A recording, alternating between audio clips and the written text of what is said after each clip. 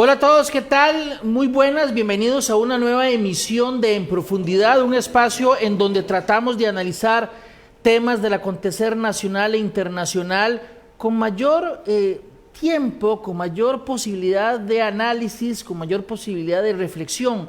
Hoy vamos a hablar de un tema internacional, pero que por supuesto podría tener repercusión aquí en nuestro país. Es el caso del coronavirus y para eso tengo el gusto de contar con nuestra invitada, la doctora Eugenia Corrales Aguilar. Ella es doctora en virología, trabaja en el Instituto de Investigaciones de Enfermedades Tropicales de la Facultad de Microbiología de la Universidad de Costa Rica. Doctora, muchas gracias por aceptar nuestra invitación y despejar dudas acerca de este tema que ha generado noticia un día sí y otro también durante la última semana. Con mucho gusto. Doctora, comencemos tal vez explicándole a la gente qué es el coronavirus. Bueno, empezando porque no es el coronavirus, sino que son los coronavirus. Los coronavirus. Exacto. ¿Cómo así? Los coronavirus son una familia de grupos. Los virus, así como nosotros los humanos nos agrupamos en la familia González y la familia Corrales, también se agrupan en familias. Y una de esas familias son los coronavirus. Estos coronavirus son virus que normalmente se encuentran en animales silvestres. De hecho, hay coronavirus en murciélagos, en pájaros, en ballenas, en gatos, en bovinos, en caballos, en perros, etcétera, en todo un montón de animales. Y estos coronavirus tienen la característica de que su información genética toda es muy parecida y por eso se agrupa en esta gran familia de virus. Se llaman coronavirus porque cuando se hacen estudios de microscopía electrónica, que es un método para ver cosas muy pequeñas, y los virus son muy pequeños, estos virus tienen como unas protrusiones que se llaman las espículas virales o las proteínas virales, como lo podemos ver en la imagen que están pasando en este momento.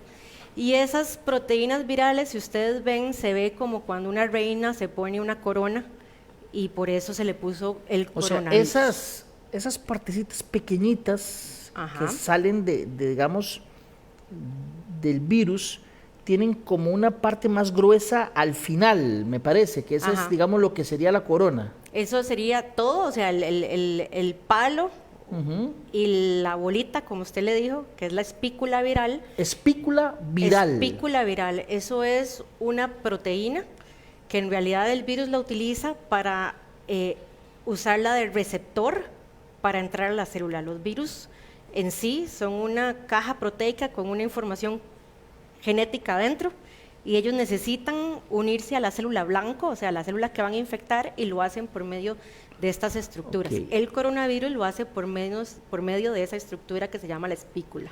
Ok, entonces, esta es la estructura de la familia de los coronavirus, a ver si le entendí. Entonces, esa es la familia. Hay otros virus que dependen, digamos, no son coronavirus, sino que tienen otros nombres por las características distintas. Exacto. Por ejemplo, yo que trabajo con dengue y zika, esos dos virus que se transmiten por mosquitos son parte de una familia que se llaman los flavivirus, y flavi viene del latín amarillo, porque el primer virus de esta familia que se describió fue el virus de la fiebre amarilla, que causa que las personas se tornen amarillas. Entonces, el coronavirus es por decirlo de alguna manera, el apellido. Por decir el apellido. ¿Cuál es el nombre del virus del cual se ha estado hablando entonces, erróneamente, digamos en términos general, como coronavirus? El nombre es un nombre preliminar. Hasta ahora se llama el N de novedoso o novel. N. Coronavirus, o sea, COV. -2019. 2019 porque los primeros casos se empezaron a describir en diciembre del 2019. Ok, entonces... ¿Por qué no se le ha dado un nombre? Exactamente. Primero porque si usted ve hay muchos virus en que se les ha dado el nombre del lugar original donde se encontraron. Entonces en este caso, si ustedes ven las redes sociales y las descripciones, artículos científicos, se ve como que dicen el coronavirus de Wuhan. Lo que pasa es que al darle esa connotación geográfica, le está dando un estigma a la zona de Wuhan.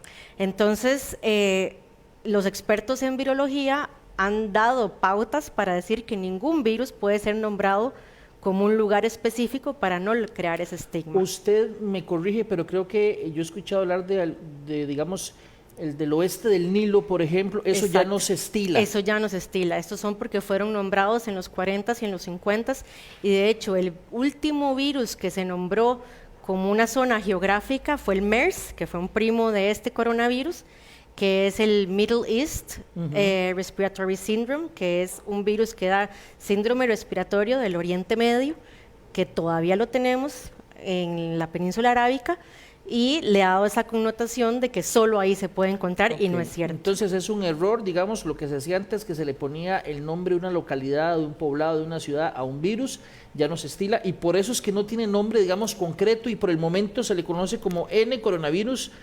2019. Exacto. Ok. Ahora que ya estamos muy bien explicando, digamos, de cero, y ya vimos que el coronavirus es el apellido y que el nombre, por decirlo de alguna manera, es este que acabamos de decir, ¿qué diferencia tiene este con otros coronavirus? Otros, digamos, de la misma familia. Ok.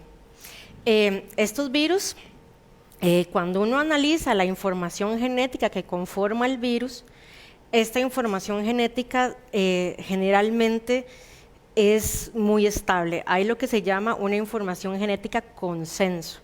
Eso quiere decir que, por ejemplo, si yo analizo de la A a la Z esta información genética, siempre voy a tener de la A a la Z una información genética parecida. Cuando yo analizo, bueno, yo no, sino los científicos que trabajan con coronavirus, analizaron estos nuevos virus que estaban en los pacientes nuevos ahí en Wuhan, se dieron cuenta que esta secuencia de la A a la Z se parece a los coronavirus, tiene como decir, un 80% parecido al coronavirus y no al dengue, que es de otra familia, o a la influenza, que es de otra familia, pero tiene un 20-30% de esa secuencia que es nueva.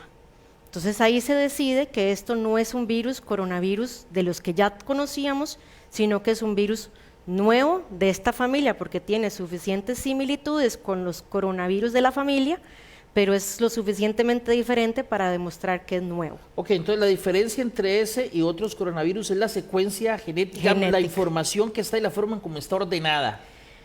Sí, no, porque generalmente los virus todos tienen una forma de ordenar su secuencia genética parecida, el contenido, pero el contenido es que lo que digamos, no se ha visto en otros coronavirus. Exacto. Eso es, por eso es que, digamos, se le considera nuevo. Nuevo. Y lo desconocido genera, digamos, esa reacción inicial de preocupación que ha habido en los últimos días. Lo desconocido y lo rápido que se empezó a producir estas neumonías. O sea, cuando una persona tiene una neumonía, que es una inflamación de los espacios alveolares de los pulmones, esta persona si empieza a sentir mal, empieza a tener fiebre, empieza a tener dificultad para respirar, va a los hospitales. En los hospitales lo primero que hacen es analizar contra los sospechosos, que son hemófilos influenza, Streptococcus pneumoniae, que son bacterias, contra algunos hongos, contra químicos y contra los virus más sospechosos de causar enfermedades respiratorias,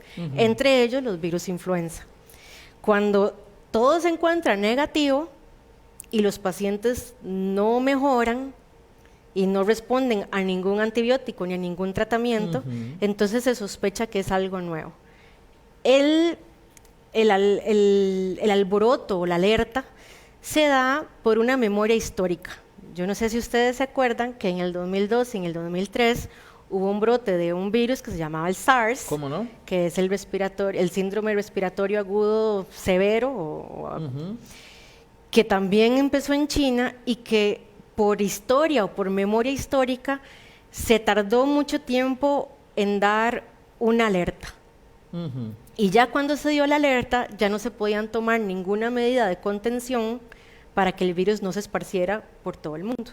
Claro. Entonces, se cree que en este momento la alerta tan temprana y tan rápida y tan violenta es para evitar que suceda un nuevo caso como el SARS. Es como decir, vamos a prevenir y actuar distinto a como se actuó hace aprendimos 17 o aprendimos 18 lo que años. pasó, o sea, aprendimos lo que pasó hace 16, 17 años y ahora no queremos que además se nos vuelva a cuestionar, porque en el área científica se cuestionó mucho cómo China, el gobierno chino y el Ministerio de Salud manejó el brote de SARS. Vamos a ver, usted lo dijo, SARS apareció en China, yo me acuerdo H1N1 apareció en China y muchos virus o algunas enfermedades aparecen en China. ¿Por qué? ¿Tiene alguna explicación? Sí y no, porque yo también le puedo decir, bueno, el ébola, el Zika y el dengue, todos empezaron en África. Entonces, ¿por qué África y no China? En estos casos como el de la influenza y como los coronavirus, lo que sucede es que estos son virus normales de animales silvestres. O sea, el 72% de los virus que nos afectan a los seres humanos viene de una fuente animal. Eso se llama virus zoonótico. Y en China, por costumbres e idiosincrasia, ellos tienen lo que se llaman estos mercados wet o mojados se llaman. Esos son mercados a donde la gente va y consume, o sea, compra sus tomates, sus lechugas, pero también compra animales salvajes que se van a utilizar para alimentación o hasta como mascota. Entonces, con solo hecho de tener el contacto cercano con estos animales salvajes, aumenta la probabilidad de que ese virus brinque de un animal silvestre. En algunos casos los coronavirus brincaron a un animal intermediario, que ahora podemos volver a hablar de ellos, y de ese animal intermediario brinca al ser humano. Ahora hablábamos de otros países, como por ejemplo, ¿por qué en India no suceden estas cosas? Y eso es una muy buena pregunta. ¿Por qué no suceden? En mi parecer, y eso es solo mi opinión personal, es también porque en China ese contacto es muy cercano y es muy constante por la gran cantidad de población que tiene el país. Hay una mayor densidad también. Hay una mayor densidad y hay una mayor cercanía. Que también hay en India, entonces vuelve la pregunta. Por eso también hay en India, o sea, es una de las preguntas que todos los científicos nos hacemos muchas veces. Doctora, estaba yo leyendo información ayer que la gente puede encontrar en teletica.com si desea repasar, ahí tenemos bastante información acerca de lo que ha trascendido en los últimos días, que se investigaba si venía de un murciélago o de serpientes a partir casualmente de lo que usted está explicando, ¿verdad? Sin embargo, ¿eso es contacto con el animal vivo o es que se come? ¿Cómo se pasa, digamos?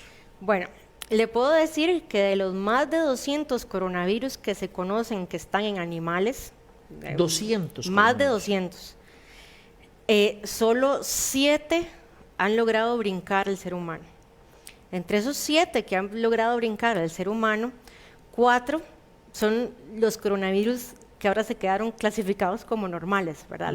Los virus, estos coronavirus producen de un 15 a un 30% de las enfermedades respiratorias anuales en cualquier lugar. ¿Solo 4? Solo 4. ¿Cuáles 4 son? Se llama el 2293, el HCO, no tienen nombre el popular, HQ, así. No, se llaman los coronavirus respiratorios, se llaman. De hecho, hoy los colegas del Hospital de Niños me proporcionaron el dato que, por ejemplo, de 2017 al 2019 han diagnosticado en niños de estos 4 coronavirus por lo menos 43 casos. Entonces, estos coronavirus circulan normalmente entre nosotros. Pero hay 3 que han sido especiales. Estos 3 es el SARS, que ya hablamos, que fueron el del 2002 al 2003, el MERS, y ahora que le llamamos el 2019, llamémoslo para no decirle Wuhan. Todos estos virus, estos 7, han tenido la característica que el hospedero definitivo, o sea, el que mantiene el virus en la naturaleza, que no es exactamente el virus, sino un virus ancestral, como decir el papá del virus que dio razón a estos 7 virus, se encuentran en murciélagos. Esto se hace porque se muestrean murciélagos y se detectan que esa información genética se encontró también en los murciélagos. pero no es el mismo virus que afecta al ser humano, sino que es el papá de ese virus. Entonces, algo sucedió que cambió el virus entre el murciélago y el ser humano. Otro animal, posiblemente. Otro animal, por ejemplo, en el SARS se dice que son los felinos, que se llaman civetas. En el caso del MERS son los camellos. En el caso de otros virus son los bovinos, o sea, las para vacas. Los que les gusta la computación es como una interfaz entre dos, alguien llega como y decir el muta conector. El virus lo suficiente como que para que pase al humano. Y usted dijo la palabra clave, suficiente, porque estos virus cada vez que se replican insertan errores y causan mutaciones. Y estas mutaciones son cambios al azar. En algún momento le pueden dar una ventaja, que es transmitirse a otro hospedero, o en otro momento puede decir hasta aquí llega la replicación del virus y el virus desaparece. Entonces, esto no es un proceso, yo le decía a un periodista, no es como que el virus llega y dice, ay, ahora me quiero pasar a infectar a los seres humanos, claro. Sino que es una situación completamente al azar. Entonces, no es que la serpiente, por decirlo, si es que viene de la serpiente, no es que la serpiente pasó de la serpiente al humano, hubo un hospedero previamente. De hecho, esto de la serpiente de ayer a hoy ya se demostró que no es cierto.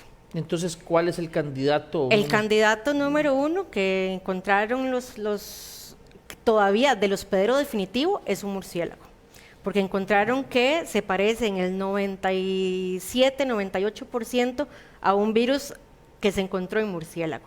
Lo de la serpiente, para mí, fue un científico que trató de figurar y que dio una información falsa, porque esa información genética no la encontraron en serpiente.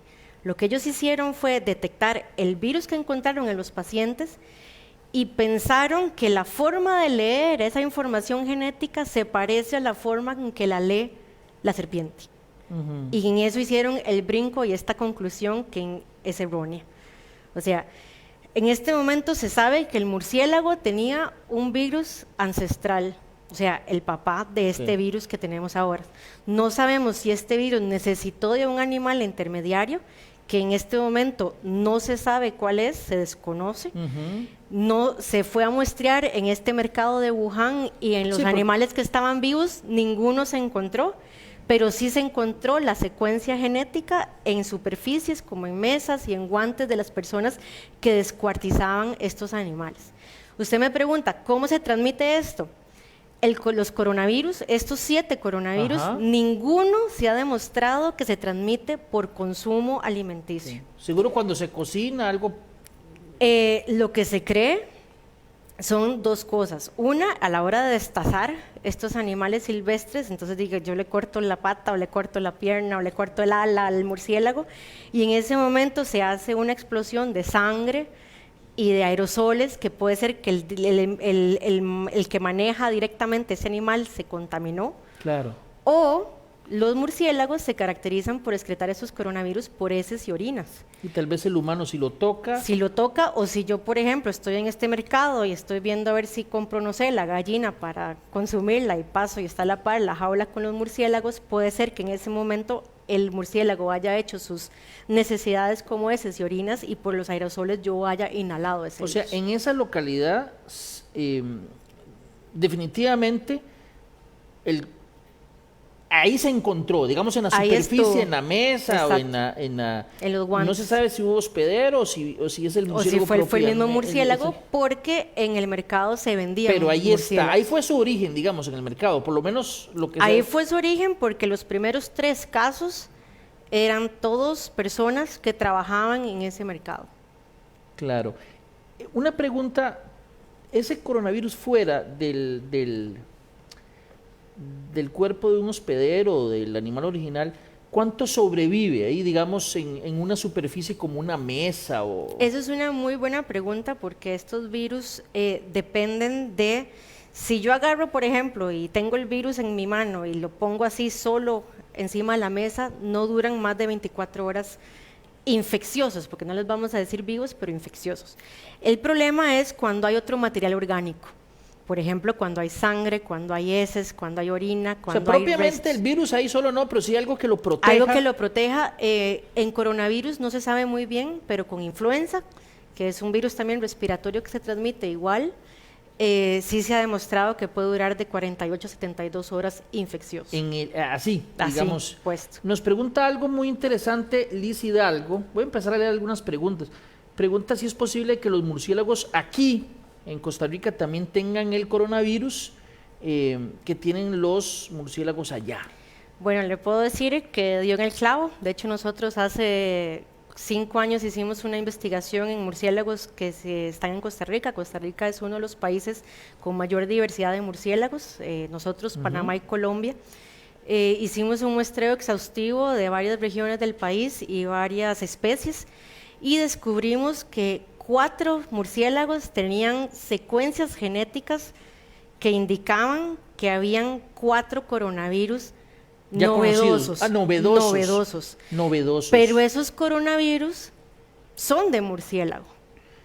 El que brinque ese coronavirus al ser humano tiene que suceder un montón de eventos como sucedió ahora en Wuhan. Y no hay en China. un mercado en Costa Rica una jaula con murciélagos como en otras partes del mundo. No lo hay. Los que trabajamos con murciélagos sí tenemos que tener los cuidados de usar estas mascarillas, por ejemplo, a la hora de muestrear y a la hora de manejar los murciélagos, tener guantes y tener mascarillas, tener anteojos y todos tenemos que estar vacunados contra la rabia porque es uno de los virus que también se transmiten por los murciélagos. Digamos, en China o en algunas partes del mundo es posible que el contacto murciélago humano sea más estrecho, digamos, para consumo humano, por ejemplo. Para consumo humano. En Asia y en África se consumen los murciélagos como alimento. Como parte de una dieta, digamos. En sopa. Pero ese consumo no lo contamina con el virus. Hasta ahora no se ha podido demostrar que esa es la vía de contaminación del ser humano. Muy bien.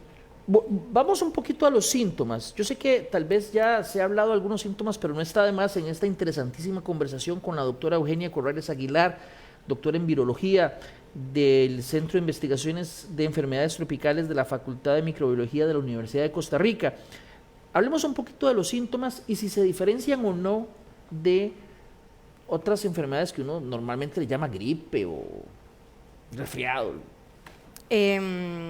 Popularmente hablando, evidentemente, porque por supuesto que ustedes tienen bien clasificado eso. En realidad no tanto, o sea, de hecho estas neumonías atípicas, los síntomas fueron fiebre, que eso sí se presentaba en un 97-98% de los pacientes que llegaron a los hospitales, por lo menos de los primeros donde se logró el estudio. Había tos seca, o sea, no es una tos productiva en lo que hay flema ni todo el estilo, ya eso no se presenta en estos virus. Hay dificultad para respirar, o sea, eso que uno siente como me estoy ahogando, estoy falto de aire. Claro. Han habido reportes de diarrea, que eso es algo que, por ejemplo, en una influenza no se ve tanto, o sea, que en un virus respiratorio. Pero hay otras enfermedades que sí dan diarrea y fiebre. O sea, en realidad, tos seca prácticamente, yo le digo a mis estudiantes, cuando usted tiene estos síntomas, puede ser cualquier virus. Porque yo le estoy describiendo a usted lo que le puede dar una persona con influenza A, con influenza B, o sea, con H1N1, con H3N2, con la influenza B, con el parainfluenza 1, 2 y 3, con el respiratorio sincicial, con adenovirus, con metaneumovirus, con el sapovirus y con varias otras. O sea, no hay nada que un síntoma que particularice a este virus, ninguno. Nada. Ninguno. Entonces, por eso cuando se llega un caso sospechoso, cualquier caso sospechoso puede ser este virus. Y por eso, antes, o sea, en la gente que trabaja en clínica, muchas de las neumonías quedan como neumonías de etiología desconocida, o sea, una neumonía en que yo no pude identificar qué fue lo que lo causó.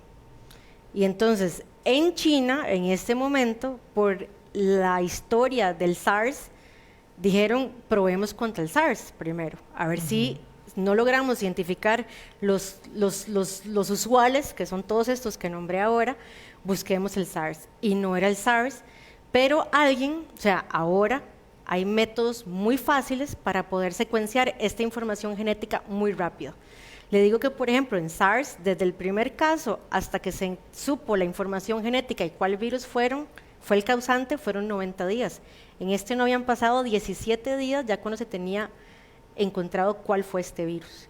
Aquí la gente pregunta, y me interesa retomar algunas, por ejemplo, volvemos al tema de los murciélagos. Si un murciélago muerde al ganado, si el humano tiene mucho más contacto con el ganado. ¿Ahí hay riesgo o no? Pregunta una persona que nos sigue aquí en esa transmisión. Gracias a todos los que nos están acompañando.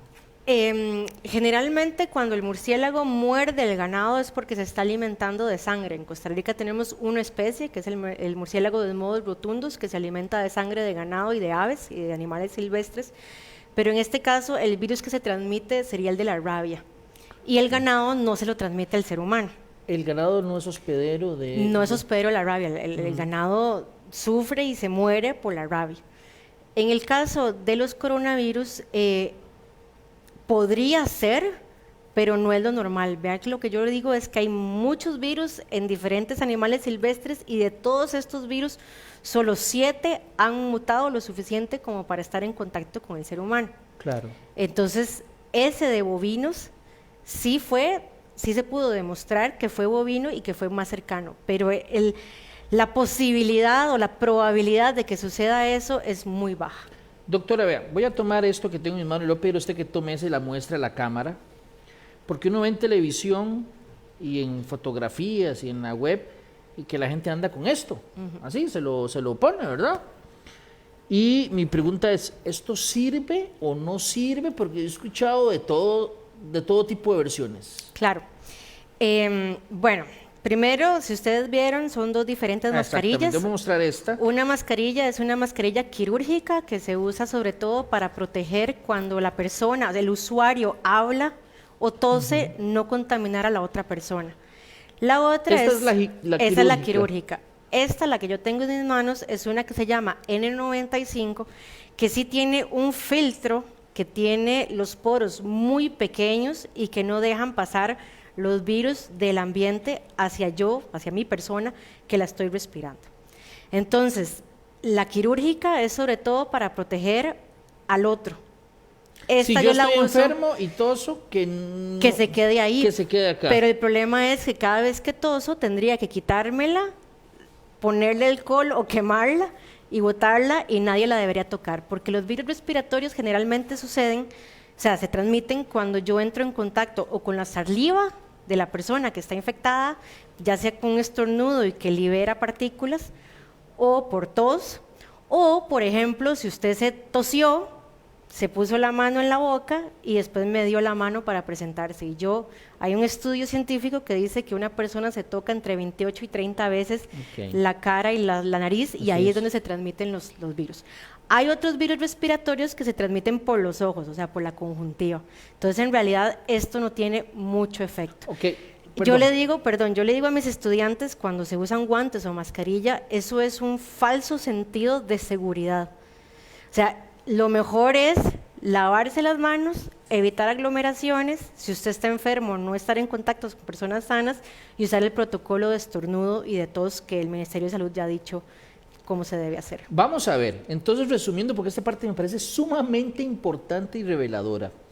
Si yo no tengo el virus y yo me lo pongo, uso esto, poco me va a servir, porque esto es para evitar que yo, si lo tengo, contagie a otros, y aún así no es del todo seguro porque tendría que ser... Imagínense que allá en Asia y cada vez que comen se quitan la mascarilla y se la vuelven a poner, entonces ya en ese pierde todo el sentido. Esto, si yo estoy tratando de protegerme, no tiene mucho sentido. No. Esta tal vez un poquito más por lo que usted me dijo, pero aún así... Tendría que andarla 24/7 y cada vez que toco alguna superficie o estoy en contacto con alguna persona o con un animal silvestre, tendría que lavarme las manos o cambiarme los guantes. Nosotros, por ejemplo, esta es la que usamos cuando trabajamos con murciélagos. Pero por supuesto que no se la están quitando para volver a poner y todo. Y lo otro es, hay unos virus, me dijo usted, que puede entrar por los ojos, ¿verdad? El coronavirus podría entrar por Todavía no se ha demostrado. ¿Otros coronavirus han entrado por los ojos? Ningún coronavirus, pero la influenza sí, por ejemplo. Que era lo que hablábamos. La influenza, por ejemplo, es un virus que causa los mismos síntomas, que es prevenible por vacunación y que un dato que, por ejemplo, ahora de octubre a enero, en Estados Unidos hubo 13 millones de enfermos con 8.200 muertes por influenza. Y estamos comparándolo con 25, 26 muertes que este virus ha tenido. Ahora, nos acaba de preguntar una persona que por qué corona en el nombre. Ya la doctora lo explicó, sería interesante que una vez que concluya la entrevista pueda profundizar, porque al inicio de la entrevista que tenemos acá, se explica que es por la forma que tiene, bueno, ahí está la imagen, por la forma en que tiene el virus cuando se ve a través del microscopio, pero más en detalle, por supuesto, está al inicio de esta conversación que usted puede retomar una vez que concluyamos, puede revisarla. Vamos a ver, ¿qué tan peligroso o amenazante es?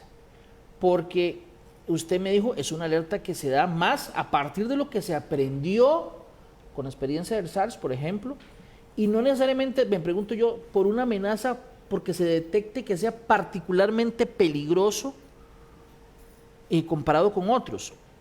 En este momento, ¿se puede decir qué tan peligroso es o no?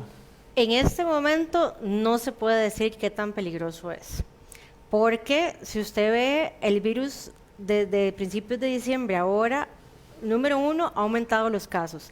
Esto no quiere decir que hay más casos, esto quiere decir que hasta finales de diciembre se estableció el método para poder detectar el virus en el laboratorio.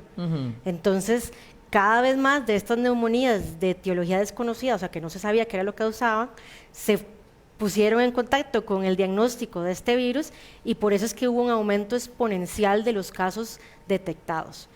Sí han habido muertes. Han habido 26 muertes. De estas muertes, por lo menos del conocimiento clínico, las primeras 17 muertes eran personas que tenían alguna comorbilidad, o sea, alguna enfermedad de fondo seria y personas mayores de 65 años. Que aumenta el riesgo. Que aumenta el riesgo de morir, pero no morir por coronavirus, morir por cualquier virus respiratorio. Sé que ustedes ven, por ejemplo, en una gripe, la gente que se muere son los mayores de 65 con factores de riesgo como diabetes, hipertensión, enfermedades cardíacas, enfermedades pulmonares de fondo. Pero hay otros coronavirus que generan una cantidad de muerte similar a esta en pocos días, ¿no? No. Digamos, de los coronavirus de la familia de los coronavirus nuevos, o sea, del SARS, del MERS y de este nuevo, el SARS fue el que causó más muertes, más rápido.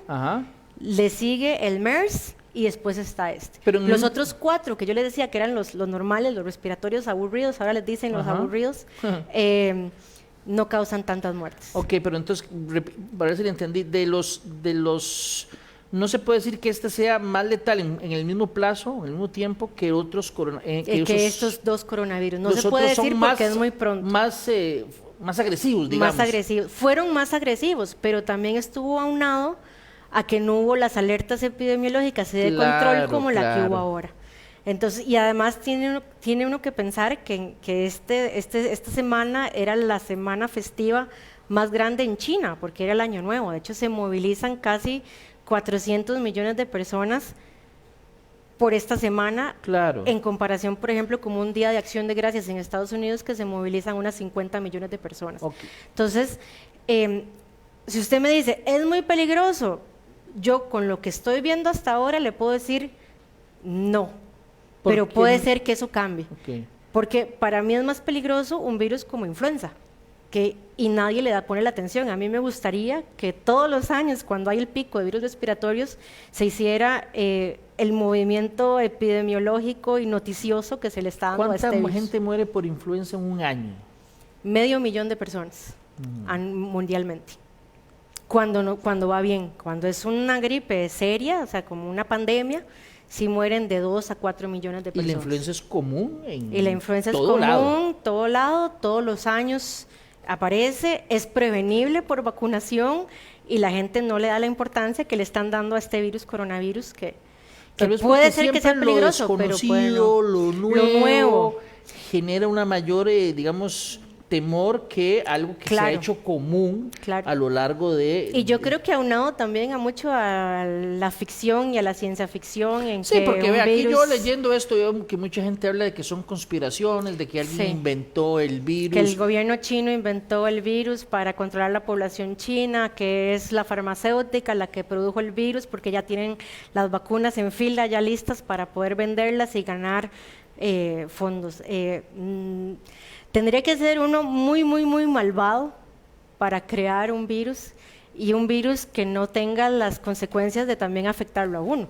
Porque este virus, o sea, si yo me quiero eliminar, no sé, una población X, yo tengo que hacer un virus que no es fácil. O sea, la gente cree que es como mezclar, no sé, café y agua y sacar una taza de café negro deliciosa. Tampoco es así de fácil. no es tan fácil, tendría que ser un virus dirigido hacia la población que yo quiero eliminar, no un virus que quiero eliminar a toda la población. Claro. Y además, no hay que perder de perspectiva en que las infecciones virales y otras tienen una pirámide normal de manifestación. O sea, nosotros estamos viendo la pura punta de la pirámide, que son los que se están muriendo y los que están llegando a las zonas, a los hospitales. No estamos viendo toda la base de la pirámide, que son las personas que han entrado en contacto con el virus y que no se han enfermado, o las que han entrado en contacto con el virus y que se sienten un poco mal, que no sospechan que tienen pero, que se quedan en la ¿para qué voy a ir al ahí? hospital si no me siento tan mal? Esos son los peligrosos porque son los que pueden transmitir el virus sin saberlo. Pero eso sucede en Claro, todos los virus. eso. Y lo otro que voy a decir, mucha gente se ha preguntado, ¿ya llegó? Si el caso de tal lugar es en Costa Rica es un caso de coronavirus o no. Eso hasta el momento las autoridades han dicho que no hay. Pero yo le voy a decir algo, doctor, y usted me corrige. Tarde o temprano, sea muy peligroso o no, y usted dice que en principio pareciera que no tanto, tarde o temprano este virus posiblemente va a estar en todo el mundo, porque esa es la tónica que pasa con mucha frecuencia, ¿no? Bueno, si lo comparamos con influenza, sí, pero si lo comparamos con SARS, el SARS en el 2002 o en el 2003 se esparció por todo el mundo y en el 2004 ya no se volvió a encontrar. No, lo que yo quiero decir es desapareció. que tarde o temprano se van a detectar, la gente se van a detectar. Por ejemplo, hoy hubo 2 casos nuevos en Francia confirmados, Claro. pero todos han tenido el vínculo epidemiológico que han estado en Wuhan o han estado en China. Por eso quiero decir que tarde o temprano el virus va a estar presente en América Latina y probablemente o probablemente no llegue. ¿Usted o sea, puede ser, yo le puedo decir, no es imposible, pero es poco probable que llegue. No es imposible, pero es poco probable que llegue. ¿Por qué? Porque ya ahora el gobierno chino puso la cuarentena en todas estas ciudades. Entonces, el virus se dice que tiene de 10 a 14 días para manifestar la parte clínica, o sea, los síntomas. El problema fue la gente que salió de esos lugares antes de que se declarara la cuarentena. O sea, usted me está diciendo que bien manejada la situación, perfectamente podría no llegar a lugares como los nuestros. Perfectamente. Muy bien. Vea, doctora, le agradezco muchísimo. Hay muchas preguntas que nos están haciendo. El tema de las medidas que se anunciaron en el aeropuerto, nos preguntan más sobre la influenza, porque por supuesto que ya la gente, usted les dijo un dato que posiblemente muchos no sabían, y es que la influenza, por más común y ordinaria que uno cree que es, ¿verdad?, genera mucha muerte alrededor del mundo. Nos vuelven a preguntar por las mascarillas. La gente dice que si los restaurantes chinos y que si la gente trabajando en China, eso no tiene nada que ver para el caso nuestro, de hecho, absolutamente nada. De hecho, hoy en Buen Día, en la mañana, le preguntaban que si la celebración del Año Nuevo que va a ser mañana en el barrio chino, que es un festival que si se va o no se va, perfectamente no tiene pueden nada ir, que ver no hay una cosa nada con que la ver, otra. no hay nada al otro. Precisamente por eso se evita poner el nombre geográfico a los virus para no dar ese estigma. Claro, claro. De verdad, doctora, le agradezco muchísimo el rato que sacó para despejar nuestras dudas. De verdad que yo estoy seguro que ha sido una conversación muy valiosa con usted para explicar lo básico, digamos, y algunas cosas que me parecen muy reveladoras en esta conversación. Doctora, le agradezco mucho. Muchas gracias. Y a ustedes, muchas gracias por acompañarnos. Este programa lo vamos a repetir a las 8 de la noche y usted también lo va a poder encontrar allí en la página web de teletica.com para que lo quiera consumir cuando usted desee. Y Dios primero, los esperamos el próximo viernes a esta misma hora en una nueva emisión de En Profundidad. Hasta entonces.